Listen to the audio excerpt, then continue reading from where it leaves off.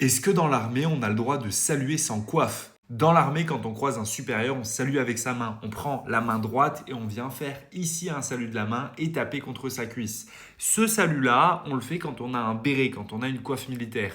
Mais je veux savoir, est-ce que tu as le droit de le faire ou pas quand tu n'as pas de coiffe militaire? Je te laisse me dire en commentaire. Il faut savoir que toutes les règles de bien vivre dans l'armée, elles sont régies par un traité qu'on appelle le TTA, le traité toutes armes.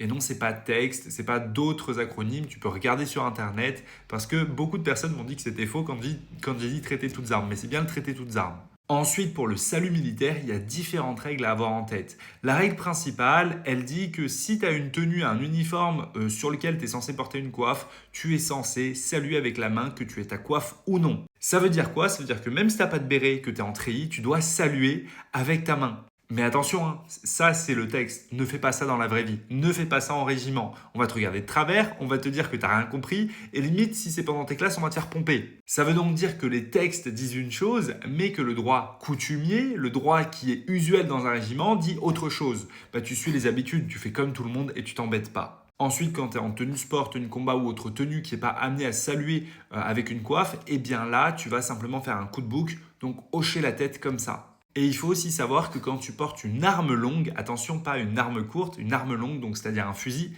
tu vas pas saluer avec la main. Ça, c'est quelque chose qui ne se fait pas. Dans l'armée, il y a plein de règles comme ça. L'objectif pour toi, c'est de les comprendre, de savoir ce que tu peux faire ou pas et de faire comme tout le monde, de rentrer dans le rang, comme on dit. Si tu veux tout savoir sur l'armée, pense à t'abonner.